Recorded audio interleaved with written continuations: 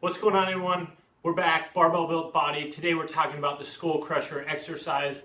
Here are people that have elbow pain in different pressing positions, oftentimes, or even curling, tricep extensions, so single joint movements. Regardless, I like to think of the elbow as similar like the upper body's knee, right? It's smack dab between the wrist and the shoulder joint. Oftentimes, if there's something going wrong or feeling weird at the elbow, it very well could be just like in the knee, where an issue might be at the ankle or hip. Issue for the elbow could be wrist or shoulder. So, how I like to approach the skull crusher exercise is, it is a press. I think about it like a bench press. I set up like a bench press. I do a slight arch, keep my scapulas depressed and retracted, so keep that back tight. You want that shoulder joint locked in. Like I said in my previous video, we talked about the triceps and how the long head of the triceps crosses the shoulder joint and attaches into the scapula.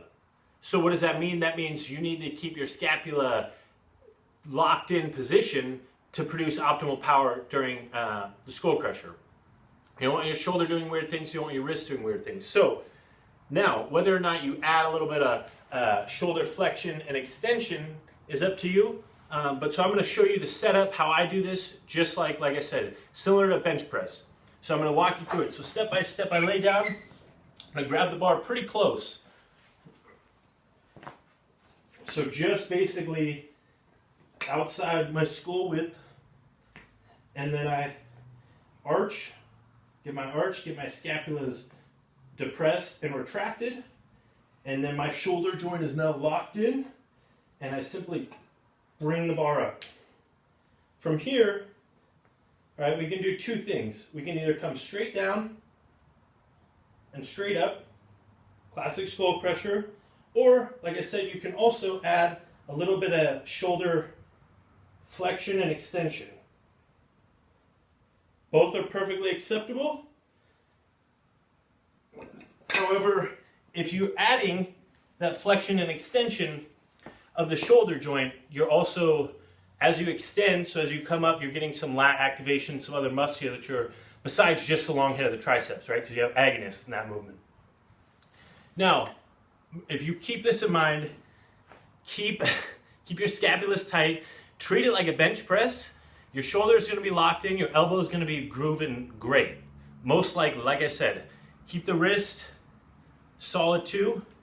You don't want to let that bar be here. You don't want to be just torquing on your wrist flexors. You know, keep it stiff. Keep your wrist, if anything, I think it's best to keep your wrist slightly flexed. That's personal opinion. I think that works out a little bit optimally. I think it kind of feels weird if you have your wrist in extension, so kind of back. So I like to be about here. But play around with that and see what works best. But that's how you should be performing that movement, right? So shoulder should be locked in, scapulas tight, just like a bench press. You'll most likely see, you're gonna be probably shocked at how much more weight you can do. And then obviously just keep the form strict. As long as you're strictly focusing on elbow flexion extension, you're specifically targeting the triceps. So if you have any questions for me, leave them in the comments or shoot me an email at simplefitnessbysean@gmail.com. Talk to you guys soon.